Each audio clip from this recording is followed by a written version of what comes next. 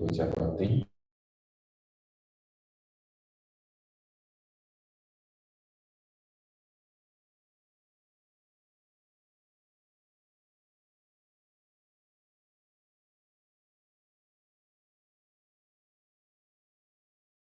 Para pandita, para juga Bapak Ibu dan saudara-saudari sedama yang berbahagia, Namo Sang Hyang Adibudaya, Namo Buddhaya. Para Romo, Bapak Ibu dan saudara-saudari sedama yang berbahagia, pada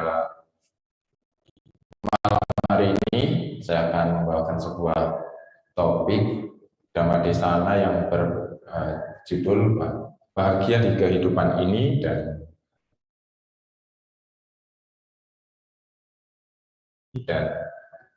yang akan datang. Nah, sebelum saya menyanyi, saya akan membacakan satu syair Dhammapada, yaitu Yamakawaka, di gata yang ke-16.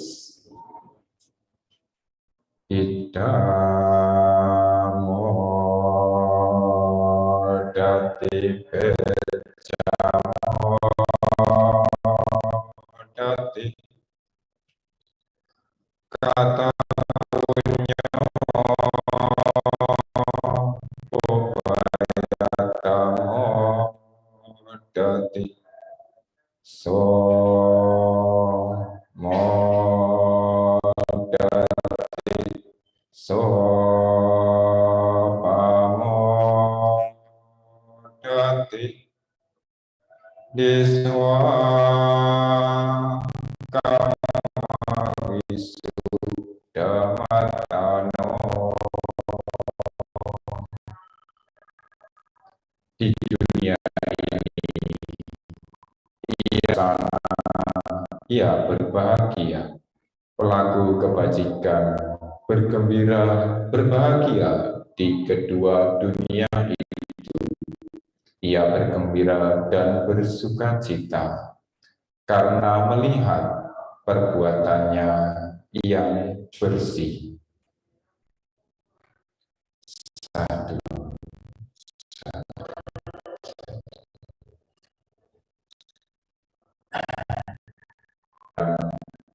Berada di bakti salah maupun yang saat ini sedang melakukan puja bakti secara ritual atau virtual, mengikuti puja bakti secara virtual. Jadi kisah Dhammapada di gata yang ke-16 ini adalah suatu kisah hidup dari seorang upasaka atau Demika. Demika ini mempunyai 7 pasang anak, yaitu 7 anak laki-laki dan 7 anak perempuan. Nah, suatu ketika upasaka Demika ini sakit. Nah, kemudian beliau meminta kepada anaknya untuk mengundang para biku agar para biku dapat membacakan parita perlindungan kepada Demika yang sedang sakit. Nah, saat pembacaan parita, ya, melihat ada 6 kereta dari alam surga. Nah, kemudian singkat ceritanya, beliau ini meminta agar para dewa yang menunggangi kereta ini untuk berhenti, ya, karena takut nanti mengganggu pembacaan parita yang disampaikan yang bisa melihat ini hanya upasaka Demika. Jadi pada saat itu para bantenya mengira bahwa yang diminta untuk berhenti adalah para bante. Nah, akhirnya para bante menghentikan pembacaan doa ataupun parita ini, dan kemudian para bantenya diri untuk meninggalkan upasaka Dhammika. Upasaka Dhammika menjelaskan bahwa ada 6 kereta yang hadir ketika pembacaan parita tersebut, ya. Dan kemudian beliau akhirnya memilih salah satu kereta. Nah, kemudian meminta salah satu anak yang berbudi luhur ini untuk memberikan rangkaian bunga di kereta yang dipilih oleh meninggal dan terlahir di alam yang bahagia. Nah, jadi dari kisah ini kita bisa ambil banyak makna. Ya, yang pertama bahwa keluarga ini, Dhammika dan 14 anaknya atau 7 pasang anaknya ini, mereka semuanya adalah atau umat yang sangat berbudi luhur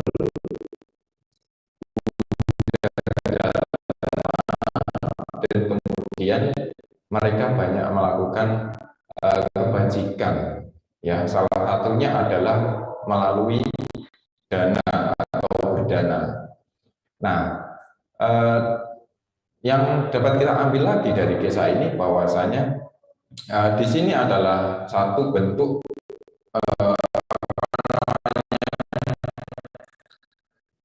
dalam satu keluarga, bahwasanya ada sinkronasi antara anak dan orang tua, yang mana bersama-sama melakukan hal yang baik dalam 3, yaitu banyak anak, ya Bapak Ibu ya. Dari kisah ini ternyata banyak anak, ya. Jadi zaman dahulu ternyata para rumah tangga atau para ini, kalau ini punya 7 pasang, punya 14. Yang di ruangan ini ada Bapak Ibu yang anaknya sampai 14? Belum ada, ya, belum ada. Ya, kalau mungkin bisa sampai satu keluarga punya 10 atau 14 apa namanya? 14 anak seperti dalam kisah ini. Mungkin agak mudah di bumi Nusantara kita tidak perlu apa namanya, risau masalah jumlah atau kuantitas, tapi kita melihat kualitas, ya, bahwa selama ini untuk di Indonesia umat Buddha itu dapat dikatakan sebagai salah satu umat beragama atau agama yang umatnya itu hal ini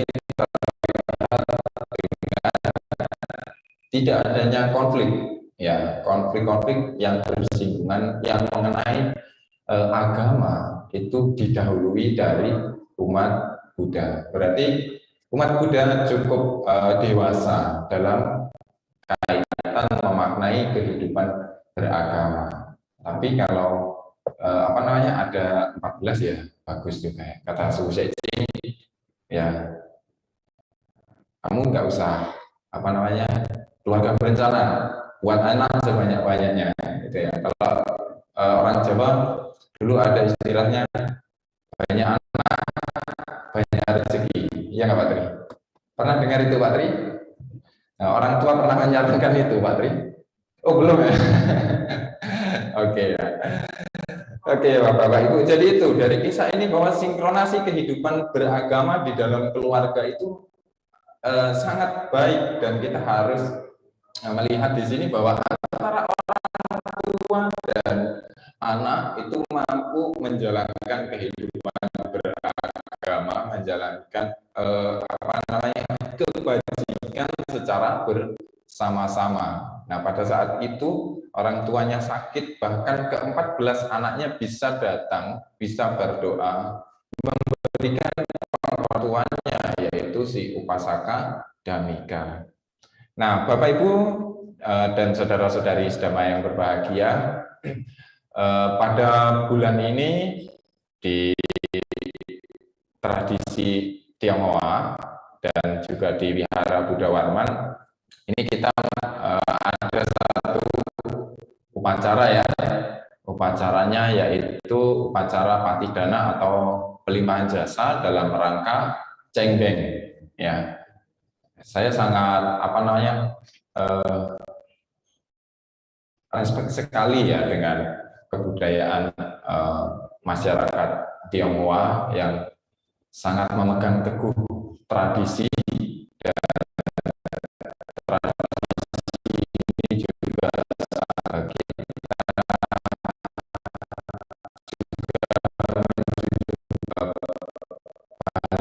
jasa terhadap orang-orang yang berjasa dalam kehidupan kita. Ya, salah satunya adalah dengan melakukan pelimpahan jasa atau patidana. Nah, apa tujuan kita melakukan patidana? Ya, Bapak Ibu pastinya sudah sama-sama paham ya. Kenapa kita melakukan patidana? Yang pastinya adalah kita memiliki harapan agar sanak saudara dan para leluhur kita yang telah meninggal itu bisa terlahir kembali di alam yang berbahagia. Ya, karena dalam konsep Buddhisme kita memahami adanya tumimbal lahir. Ya, kita menginginkan harapan yang sangat tinggi ya, bahwa sanak orang yang berjasa dalam kehidupan kita, entah itu orang tua, ayah, ibu, sanak bisa terlahir kembali di alam yang lebih berbahagia. Nah, kenapa? Karena mau tidak mau, ya kita tidak bisa memungkiri bahwa mereka semua berjasa dalam kehidupan kita. Kita ada namanya hubungan, ya. Kita ada hubungan karma dengan para mungkin kita tidak ada di dunia ini, ya. Nah, apalagi untuk masyarakat Tionghoa ya, masyarakat Tionghoa bahkan masih menggunakan sistem atau marga ya. Dengan marga bahkan kita bisa lihat bahwa kita bisa merunut dari mana kok kita bisa ada saat ini. Ternyata ada orang-orang yang berjasa baik secara langsung maupun tidak langsung dalam kehidupan kita. Nah, inilah yang sangat baik sekali ya menurut saya melalui tradisi pelimpahan jasa ya. Nanti ada lagi satu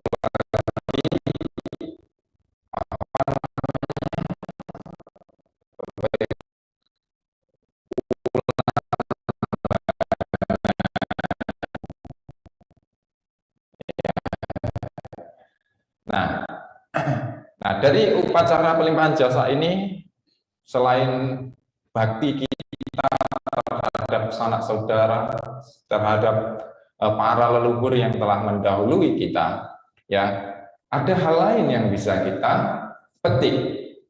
Apa itu? Bahwa sebenarnya memang hidup ini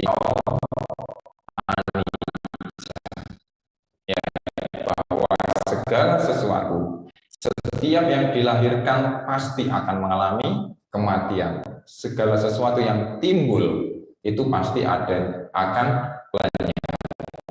Begitupun dengan badan jasmani kita. Nah, dengan merenungi hal ini, maka kita pasti sangat ingin masih ada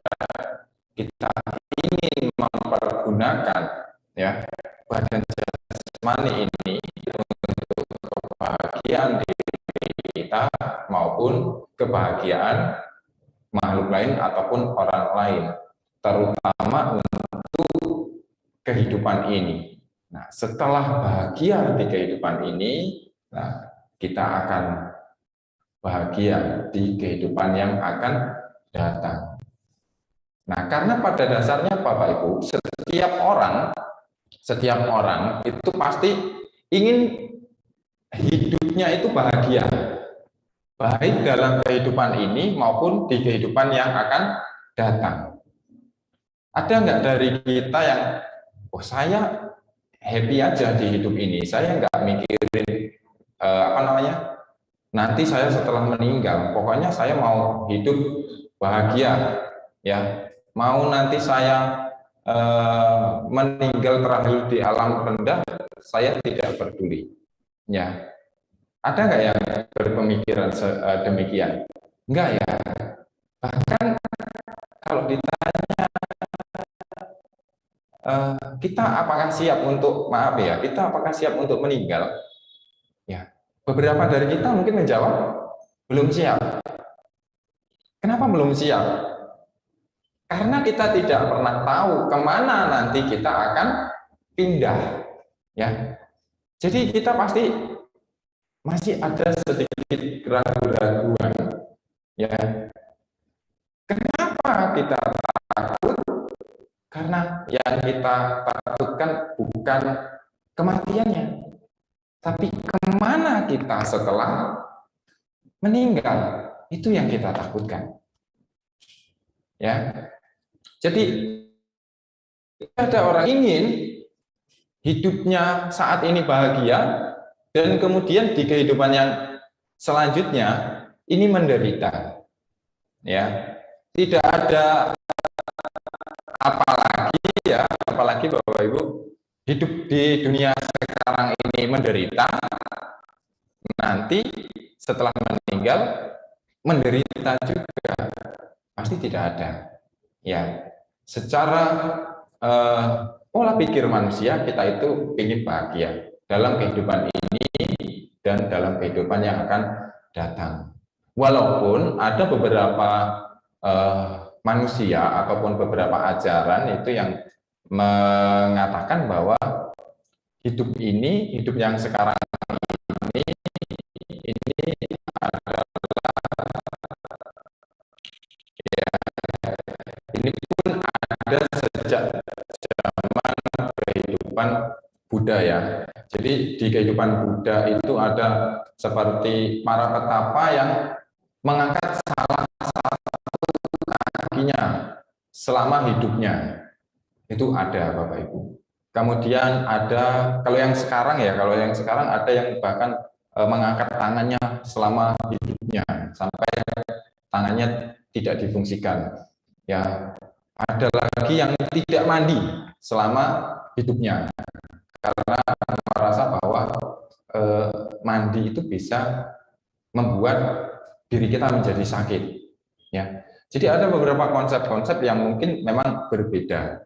Ya, nah di situ beberapa orang mengatakan bahwa hidup ini adalah tempat untuk menghapuskan dosa-dosa kita.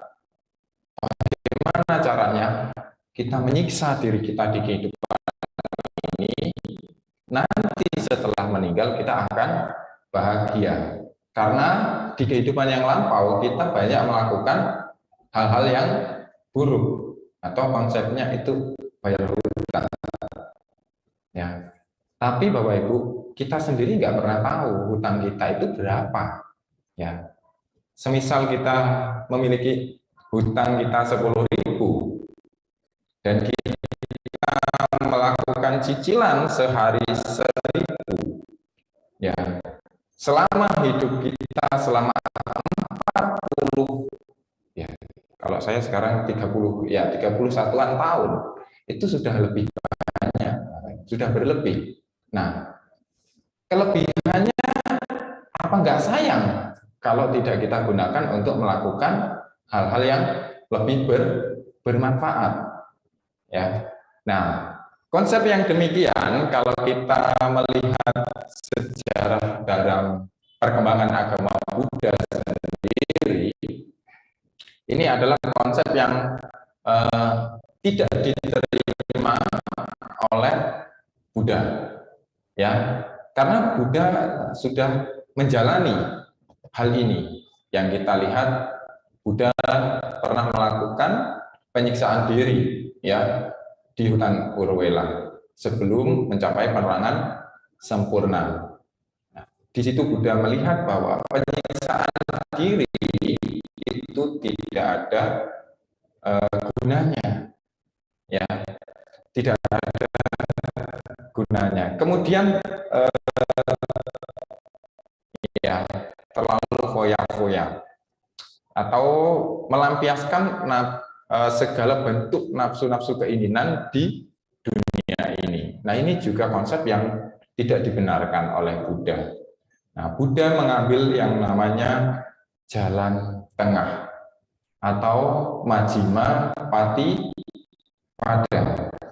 Ya, bahwasanya jangan terlalu ekstrim menyiksa diri, jangan pula terlalu ekstrim berfoya-foya, tetapi kita berada di jalan tengah.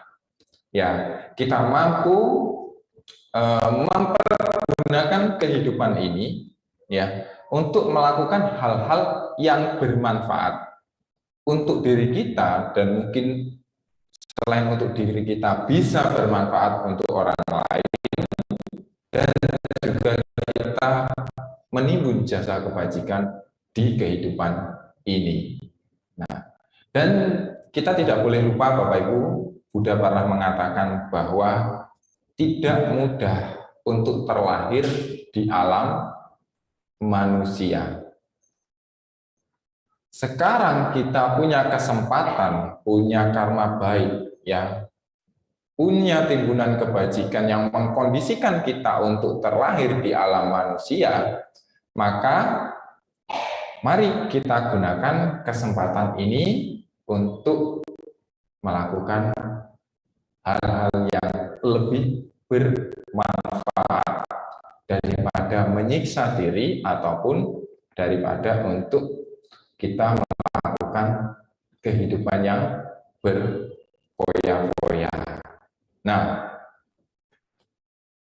kemudian setelah kita tahu bagaimana kehidupan ini harus kita jalani, yang pasti dalam agama Buddha mengajarkan bahwa kita umat Buddha itu harus bahagia, ya, bahagia dalam kehidupan ini, bahagia di kehidupan yang akan datang, ya, bahagia kini, bahagia nanti. Nah, bagaimana untuk kita hidup bahagia dalam kehidupan ini? Ya, Buddha dengan cinta kasihnya ini mengajarkan atau menyampaikan tentang empat cara agar kita bisa bahagia di kehidupan ini. Ya, saya tidak berani mengatakan bahwa bagaimana cara untuk sukses, ya, karena sukses itu beda-beda, ya, beda-beda. Tapi empat konsep ini bisa diartikan bagaimana cara kita untuk sukses ataupun cara kita untuk bahagia, ya. Semoga nanti setelah empat poin ini disampaikan bisa mengkondisikan diri kita untuk sukses dan bahagia, ya. Satu. Baik. Yang pertama, Bapak Ibu, kita Buddha mengajarkan satu teori yang namanya itu canda. Canda itu berarti menyayangi apa yang kita kerjakan. Menyayangi apa yang kita kerjakan, bukan sebaliknya mengerjakan apa yang kita senangi, ya. Jadi yang Buddha ajarkan yang pertama adalah menyenangi apapun yang kita kerjakan, bukan mengerjakan apa yang kita senangi. Ya, walaupun ya beberapa pekerjaan mungkin itu adalah pekerjaan yang memang menjadi hobi kita. Ya. Tetapi ketika kita sudah terjun di situ dan itu sudah menjadi pekerjaan kita, kita harus menyenangi pekerjaan itu. Ya, Pak, tapi gimana kalau yang tidak bekerja atau yang menjadi ibu rumah tangga katanya ya? Loh, ibu rumah tangga itu juga pekerjaan.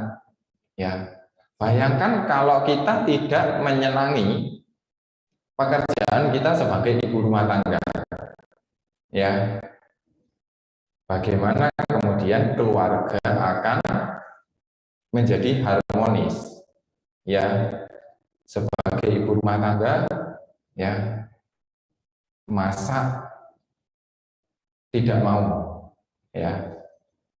Bisa juga ya masa tidak mau ya. Sekarang kita bisa order ya masa.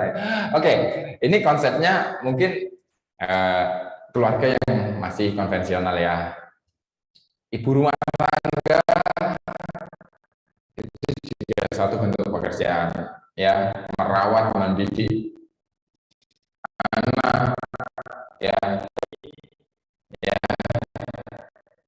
bersama-sama dengan suami bekerja sama untuk membangun keluarga yang rukun, harmonis, ya. Kemudian menjadikan anak-anaknya menjadi sukses itu juga satu bentuk pekerjaan, ya. Nah, ibu rumah tangga bayangkan kalau ketika masak, wah, saya nggak mau masak, terserah aja, pokoknya saya masak asal jadi, gitu ya. Kira-kira apa yang terjadi Bapak Ibu di situ? Apakah kita di situ bahagia enggak? Ya mungkin kita bahagia ya. Yang penting masakannya jadi. Tapi orang lain bahagia enggak? Pasti tidak bahagia. Ya, keasinan ya. Mami pingin nikah lagi nih, kok asin sekali, gitu ya. Kalau dari orang Jawa bilang kalau masa keasinan itu berarti pengen nikah gitu ya. Berarti itu Puspita di belakang kalau masa asin-asin aja ya. Oke, ya. Nah, kemudian bagaimanakah contohnya kalau sebagai seorang membuka toko gitu ya, dia tidak menyenangi pekerjaannya gitu ya.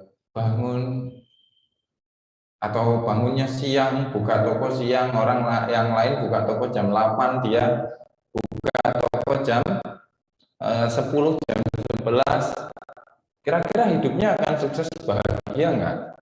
Nah, kemudian bagaimana ketika seperti kami sebagai seorang guru, ya, kami mengajar dengan asal saja, ya, kira-kira apa yang terjadi? Ya, kita mungkin kita mengkondisikan diri kita sendiri dan orang lain akan menjadi tidak bahagia. Dan yang pasti, menurut salah satu cara untuk sukses dan bahagia adalah dengan kita menyenangi apapun yang kita kerjakan, bukan mengerjakan apapun yang kita senangi. Ya, ini di Zoom ada beberapa anak sekolah, ada beberapa siswa, ada beberapa mahasiswa juga. Ya, bayangkan kalau seorang siswa itu tidak mau belajar, ya, karena kan pekerjaan seorang siswa itu kan belajar. Dia tidak mau belajar, ya, anti terhadap membaca buku. Apa yang terjadi? Ya dia tidak akan bahagia. Yang pasti akan dapat omelan. Ya, dapat omelan itu enggak bahagia. Ya siapa sih di dunia ini yang pengen kena marah? Itu pasti enggak ada. Ya. Nah, jadi menyenangi apapun kerja yang akan menyenangi apapun yang kita kerjakan. Ya, ya. Kemudian, Pak, gimana caranya? Saya itu hobi nyanyi, tapi saya harus buka toko. Ya, bisa sambil nyanyi, sambil buka toko. Pak, saya punya hobi lain juga selain belajar. Saya juga senang main game. Ya, bagi waktu mana yang diutamakan, mana yang lebih bermanfaat. Nah, sama kalau kemarin malam ya ada rapat pembentukan panitia, ya ada rapat pembentukan panitia Jalan Sehat Waisak. Ya, rapat pembentukan Jalan Sehat Waisak, nanti ketuanya itu ada di belakang Bro Daniel ya. Nanti beliau sebagai ketua panitia. Kemudian tadi malam ada beberapa mungkin dari kita yang terlibat sebagai kepanitiaan dengan tugas kita masing-masing.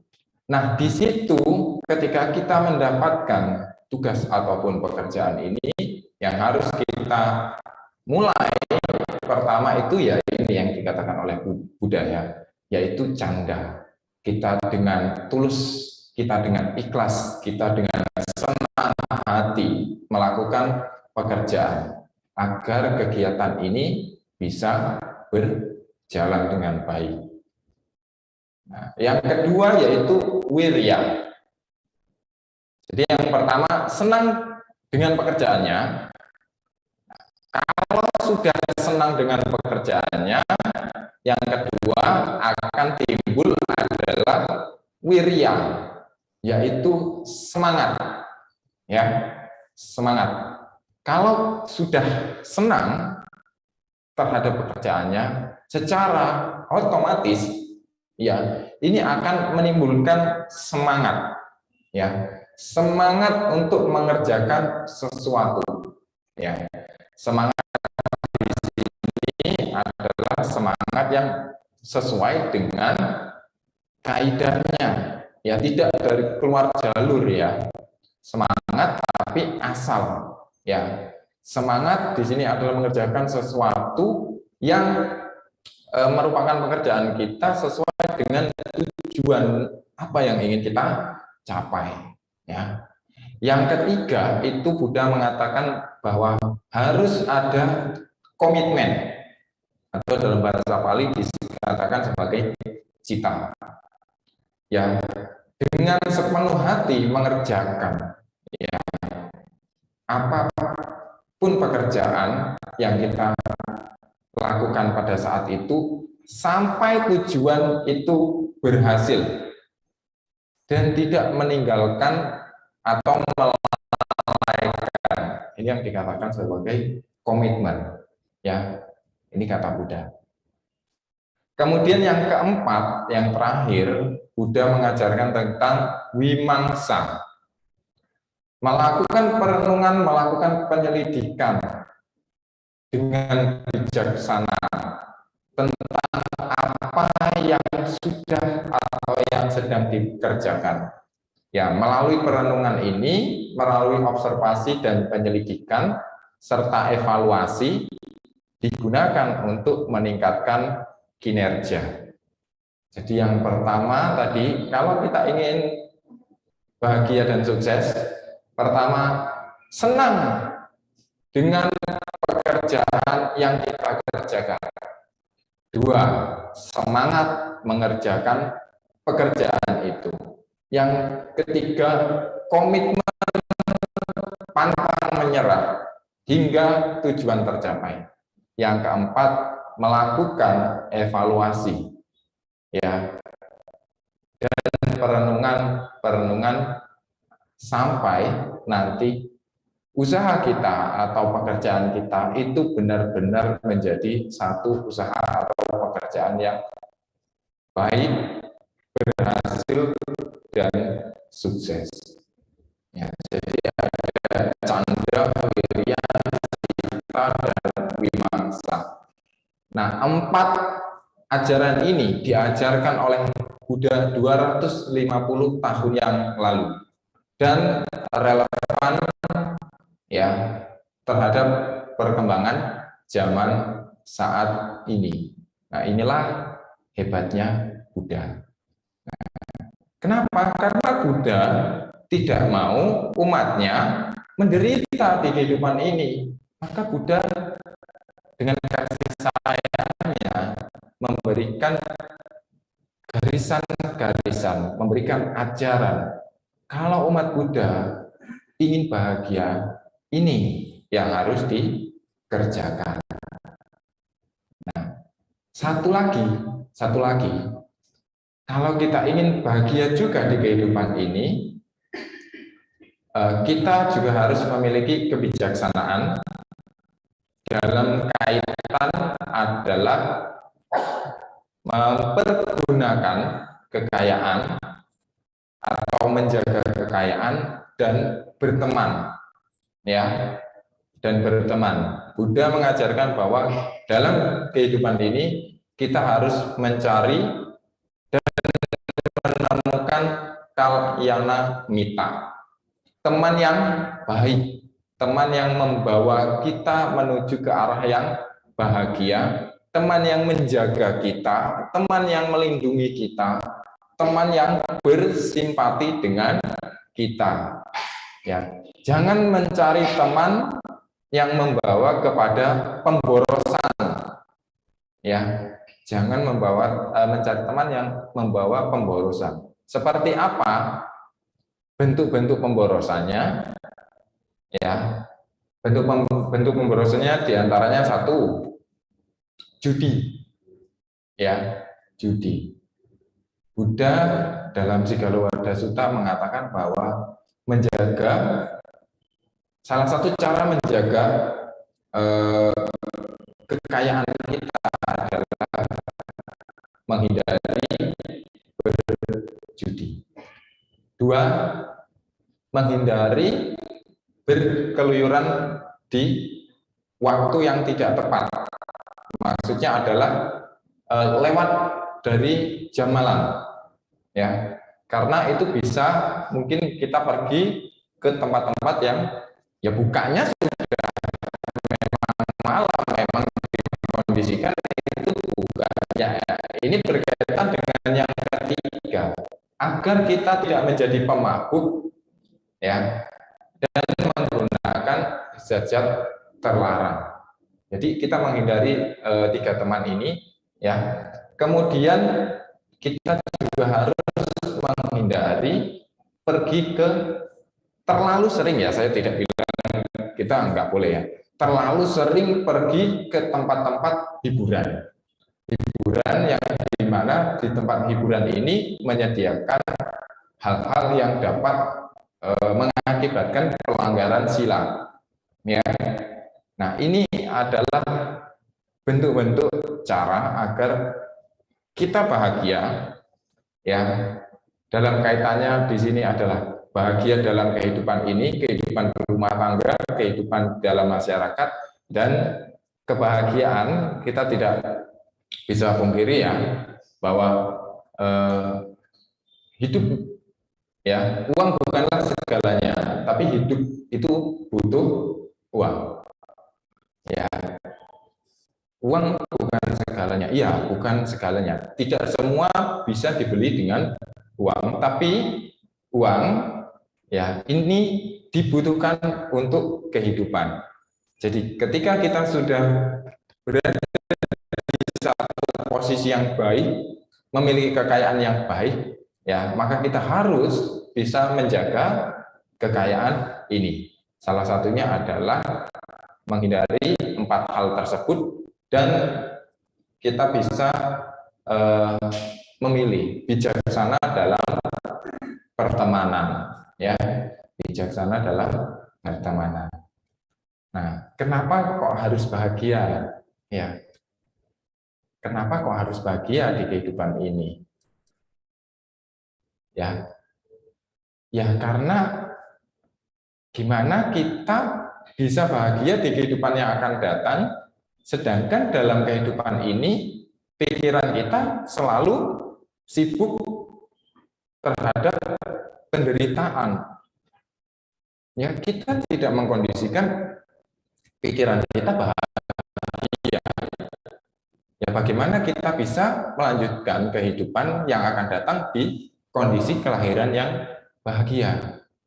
Kemudian, bagaimana kita bisa berbuat baik, sedangkan diri kita sendiri dalam kondisi yang tidak baik. Ya, diri kita tidak baik, bagaimana kita bisa berbuat baik? Maka yang harus dikondisikan yang pertama adalah diri kita. Setelah itu kita akan membawa kebahagiaan ke makhluk lain, orang lain, ataupun lingkungan. Nah, disitulah kemudian kita akan bisa bahagia di kehidupan yang akan datang. Seperti yang kita harapkan untuk leluhur kita, untuk sanak saudara kita yang telah mendahului kita, maupun untuk diri kita sendiri. Ya kan? Saya ingin hidup saya bahagia, Bapak Ibu, di kehidupan ini. Saya juga ingin di kehidupan yang akan datang, pasti saya juga maunya hidup saya bahagia. Begitupun orang-orang yang berada di dekat saya, ya, keluarga, dan semuanya. Nah, sekarang tadi yang udah 4 ya Bapak Ibu, udah yang 4 tadi gimana cara bahagia di kehidupan ini, ya Bapak Ibu tadi sudah kita bahas tentang bagaimana sih cara untuk bahagia di kehidupan ini menurut ajaran Buddha yang sangat relevan dalam kehidupan ini. Walaupun sudah diajarkan 250 tahun yang lalu, hampir 260 tahun malahan.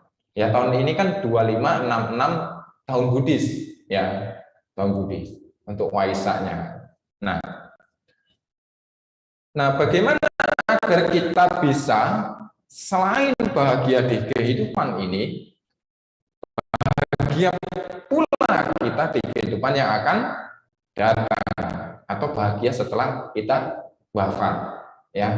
Karena kita ini sebenarnya calon, Bapak Ibu, ya, calon, ya.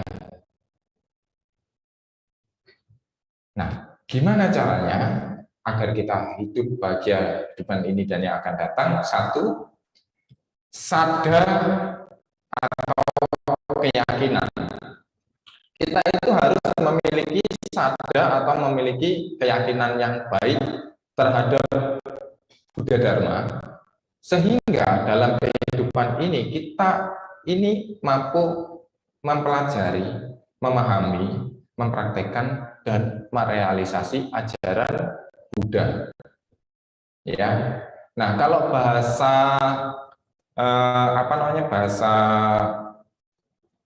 bahasa umumnya ya, itu tentang keimanan atau ya. Kenapa harus beragama? Ya. Kenapa harus beragama?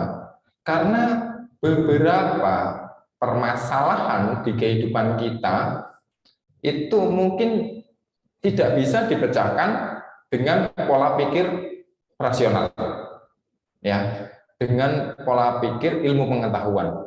Memang ada beberapa hal yang itu harus dipecahkan melalui agama, ya, melalui kehidupan beragama. Ya, contohnya gini, Bapak Ibu. Ini kita kehidupan rasional dan beragama atau kehidupan kita sudah memiliki keyakinan teguh terhadap Buddha Dharma dan kita menjadi orang yang tidak memiliki keyakinan terhadap Buddha Dharma. Contohnya, kita banyak melakukan kebaikan di kehidupan ini, sering berdana, sering menolong orang, sering membantu, ya. Setiap ada kegiatan baksos kita ikuti, dana kita tidak kurang-kurang. Tapi pada saat moment kita tetap tidak menjadi kaya. Ya, kita tidak menjadi kaya. Kalau kita lihat dalam kacamata dunia, kacamata duniawi, ya, itu mungkin akan menjadi pertentangan dalam batin kita dan menjadi penderitaan bagi kehidupan kita. Tetapi ketika kita bisa melihat dari kacamata Buddha Dharma, bahwasannya karma itu tidak hanya berbuah di kehidupan ini, ya, maka kita pasti akan lebih mudah bahagia.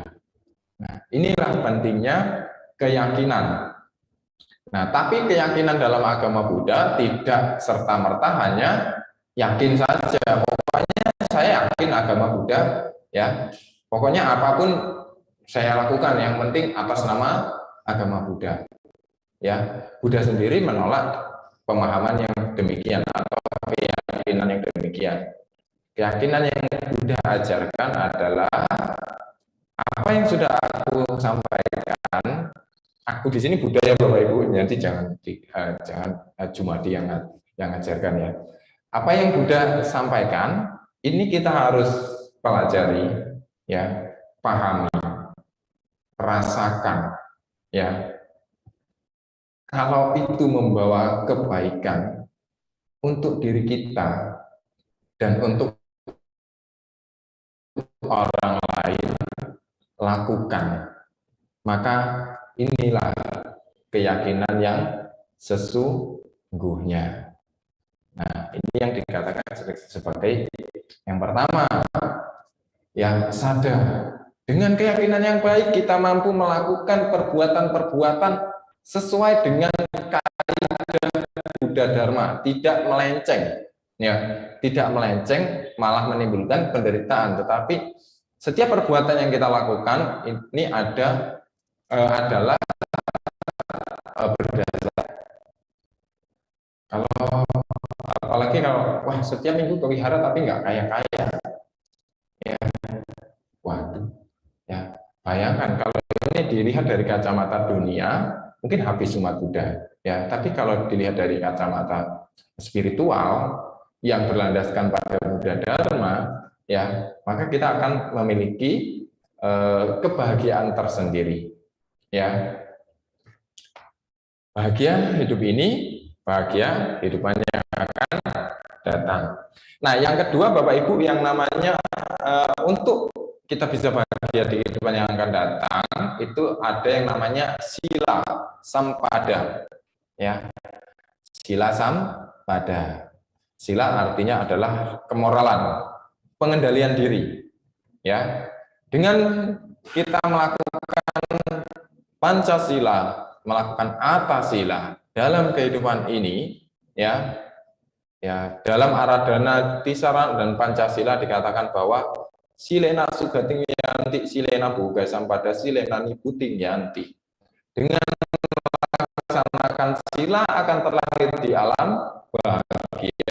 Dengan melaksanakan sila akan memiliki kekayaan ataupun kejayaan. Dengan melaksanakan sila merupakan landasan untuk mencapai pembebasan tertinggi atau nibbana. Di situ Buddha mengajarkan bahwa memiliki tekad yang baik dalam hal pengendalian diri yang tidak merugikan diri sendiri maupun orang lain, ini adalah bentuk kebajikan yang bisa membuat kita bahagia di kehidupan ini dan bahagia di kehidupan yang akan datang, ya. Jadi yang pertama adalah memiliki sada yang baik, ya.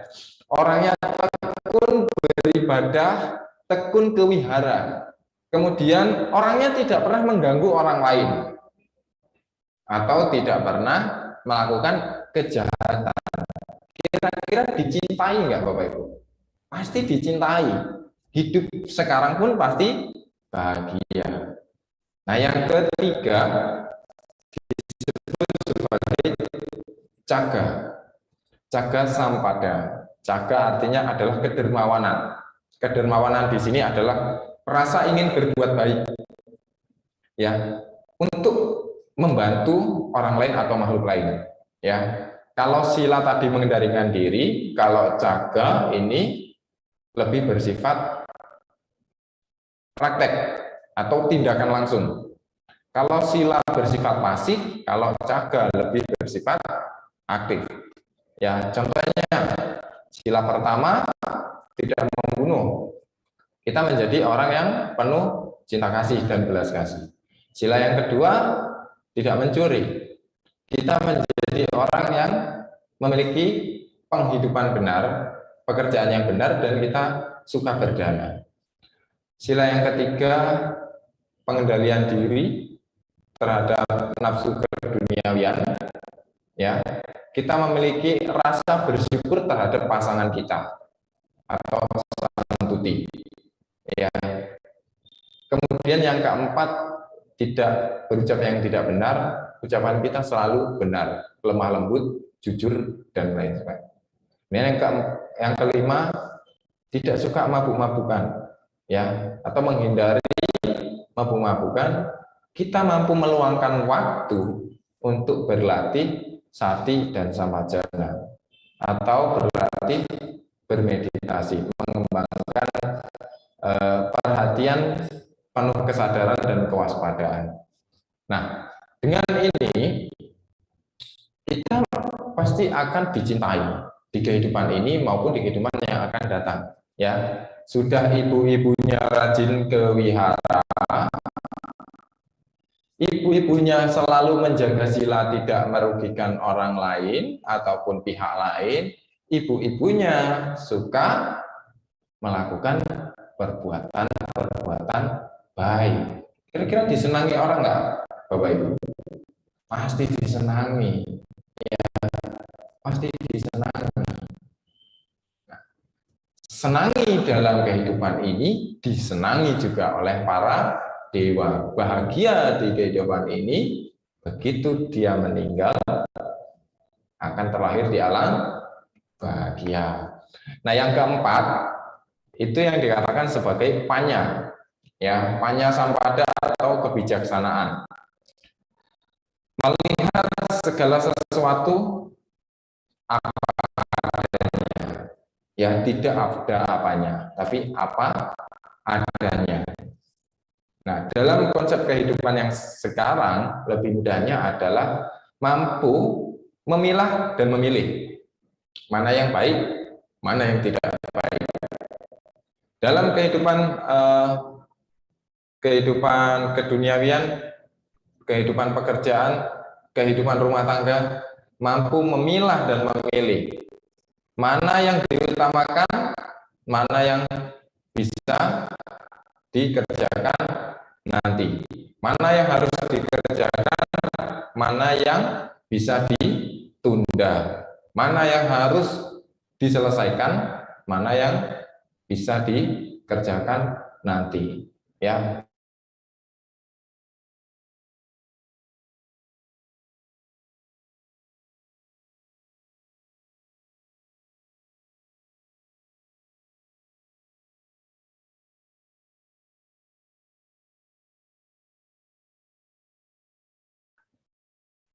Kewiharannya rajin, baca parita, ke rumah duka, ya, ke rumah sakit, ke rumah sakit masih belum, ya, ke rumah, pokoknya mendoakan yang sakit, melakukan mienfo, berlatih meditasi, ya, kemudian saat di wihara atau di kehidupan masyarakat tidak pernah mengganggu orang lain. Kemudian setelah itu orangnya baik, memiliki kedermawanan, ya, ringan tangan, ya, suka membantu, dan orangnya bijaksana, ya. maka pasti akan dicintai di kehidupan ini, dalam kehidupan bermasyarakat ya dan beragama, dan ketika wafat, ketika meninggal pasti akan terlahir di alam yang berbahagia. Ya, jadi Bapak Ibu, ini yang dapat saya sampaikan untuk malam hari ini. Ya, saya akan membacakan satu kutipan bahwa kita harus menjadi pelita yang mampu menerangi diri kita dan makhluk lain. Bagikanlah cahaya pelita kebajikan agar dunia ini penuh kebahagiaan.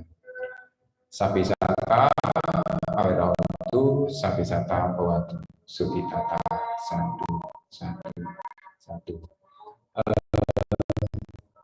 Ada yang ingin bertanya? Ya.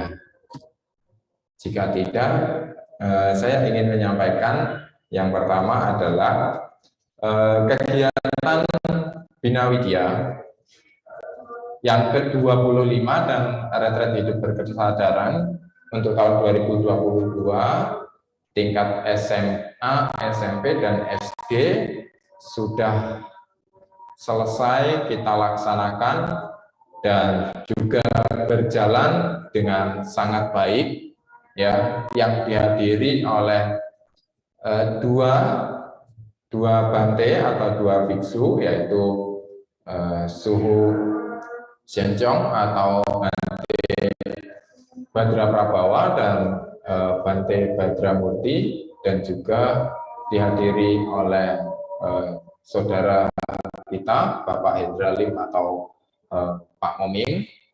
Ini sudah berjalan dengan baik ya dan lancar, dan kami mengucapkan terima kasih dari Wihara Buddha Warman dan juga panitia mengucapkan terima kasih kepada seluruh yang terlibat dalam kegiatan Bina Widya ini, baik selaku narasumber yang hadir langsung di Wihara Buddha Warman ataupun yang secara virtual, yang hadir melalui virtual. Kami mengucapkan banyak terima kasih Maha Anumodana untuk seluruh bante dan juga seluruh aktivis yang membantu kelancaran kegiatan ini.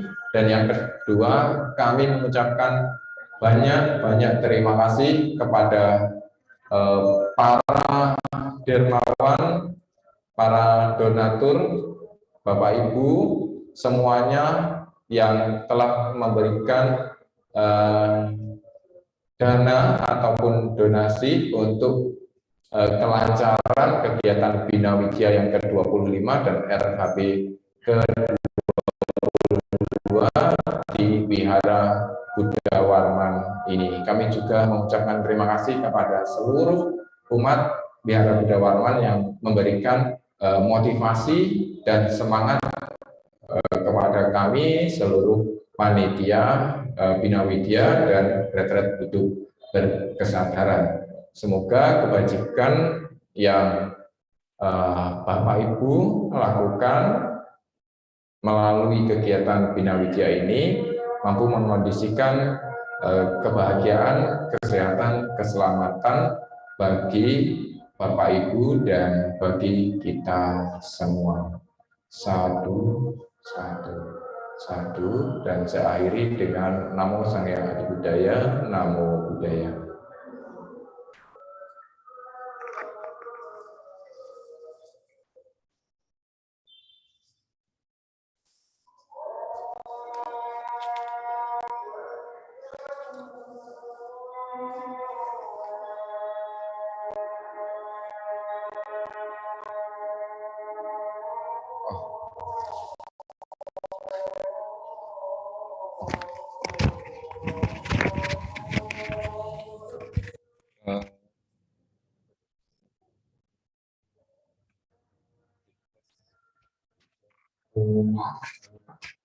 Tadi saya tidak membaca ya, izin sebentar Bapak Ibu, ada sedikit pertanyaan. Ada satu pertanyaan dari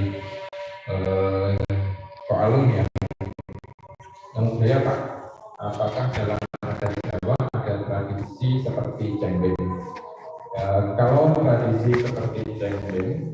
ini saya sendiri kurang mendalami tentang apa namanya kejawen atau tradisi Jawa, tapi kalau untuk pelimpahan jasa itu ada, ya itu ada dalam tradisi masyarakat Jawa. Ya, contohnya adalah ketika biasanya dari masyarakat Jawa itu akan melakukan pelimpahan jasa. Tadi pertama, kemudian dua, tiga, ya, kemudian lanjut ke sampai ke 7 hari, ya, kira-kira, sampai ke 7 hari. Nah, di 7 hari ini nanti ada yang namanya istilahnya kalau di lingkungan saya itu ada namanya kendulian atau kenduli.